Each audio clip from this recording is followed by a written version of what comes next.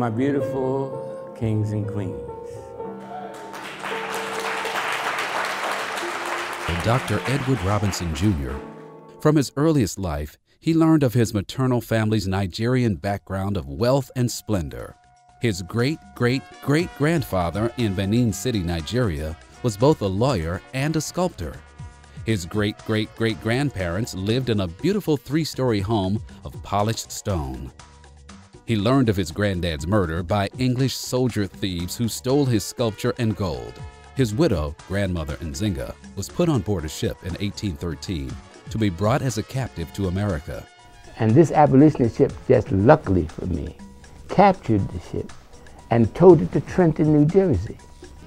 So therefore, my great-great-grandmother and her newborn baby, Diane, were welcomed by the white people of Trenton, New Jersey, and adopted. Each one of the 247 families were adopted by white abolitionists in New Jersey.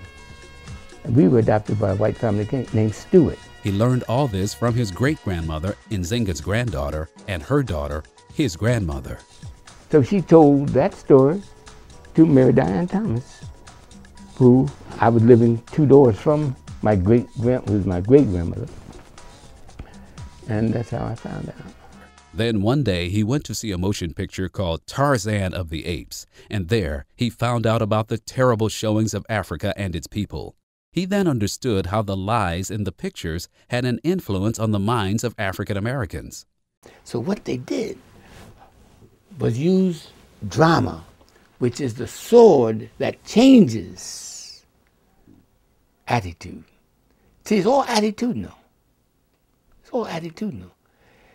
And drama is the sword that reaches into the subconscious, pierces that thick wall, and goes down into the subconscious and changes attitude.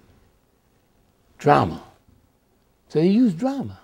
In 1968, he was teaching a class in executive management at Dillard University in New Orleans. He invited his class of insurance executives to go down into the French Quarter to observe an auction block.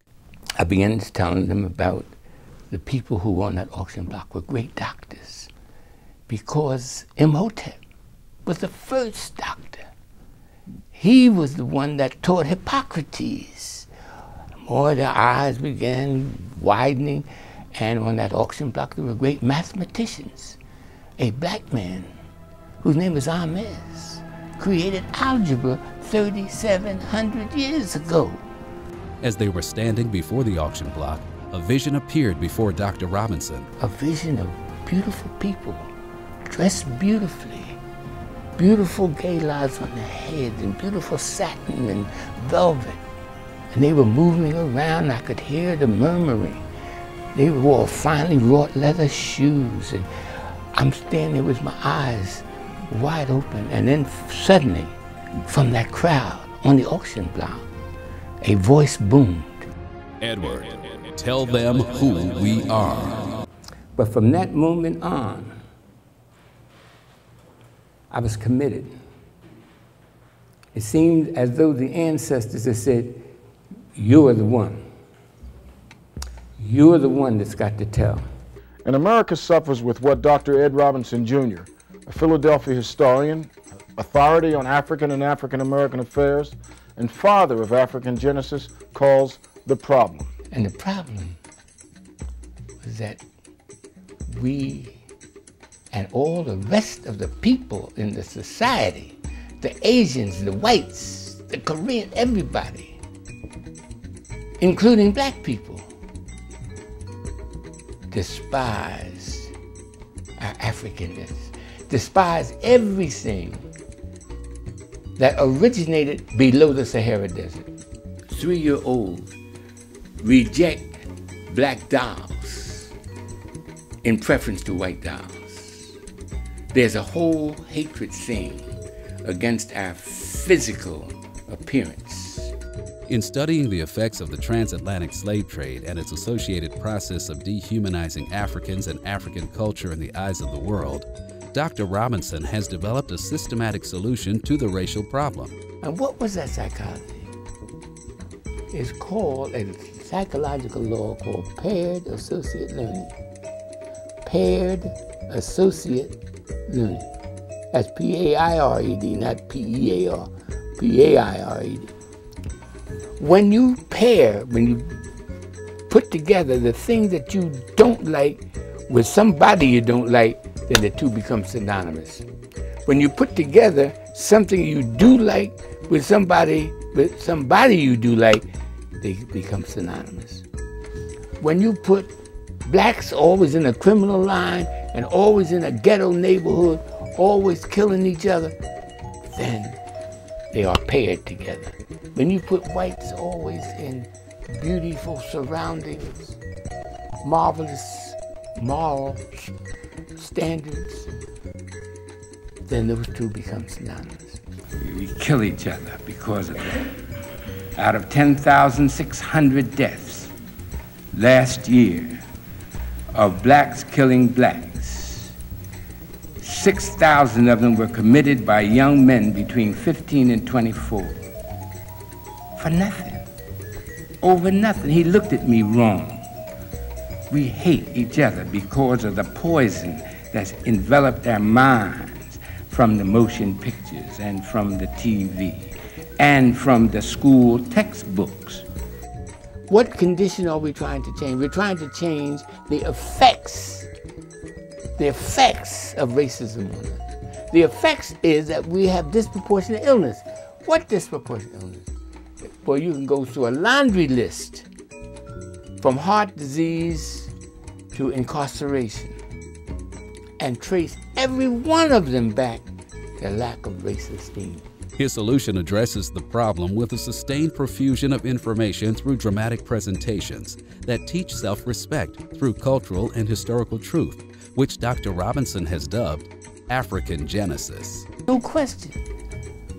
When we presented the African part of the missing part of their knowledge and their culture to our children, their marks go right up. Their intelligence soars and their behavior becomes exemplary. So we had another example at Leeds School where we did the same thing for a year and the kids' marks just went up and their behavior became exemplary. His resolve became clearer to not only write a book on his beloved area of West Africa from whence his family originated, but start a national movement to teach teachers and have it incorporated into the curricula of all schools.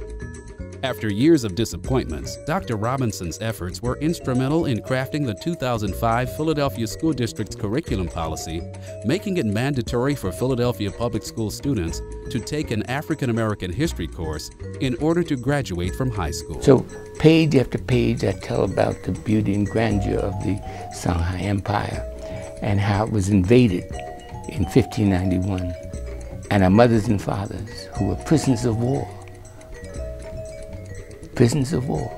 not slaves, were put on board ship and brought over here in chains. Attorney, historian, author, and professor, headed the Philadelphia School District Committee on African and African American Studies for 4 years. He co-authored the guidebook, The World of Africans and Afro-Americans, the groundbreaking curriculum that led the way for the teaching of African American history in the public schools. He co-authored the seminal book, Journey of the Songhai People, which was published in 1970 and still popular today as part of the curriculum of several schools. He co-authored the book "'Twas the Night Before Kwanzaa and also produced the best-selling historical album Black Rhapsody, which was produced in 1987 and is still selling today. He was awarded the coveted Silver Medal of the Poor Richard's Club of Benjamin Franklin, which included among its recipients Sir Winston Churchill and President Charles de Gaulle. Robinson has recently written 5 screenplays based on the greatness of the ancient Songhai and Egyptian kingdoms.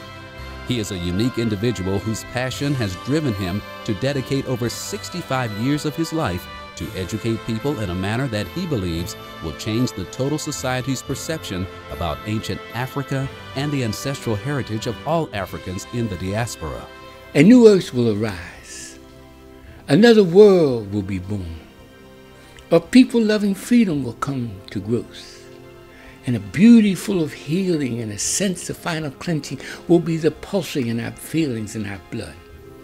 The martial songs will be written the dirges will disappear, and a race of men will rise and take control.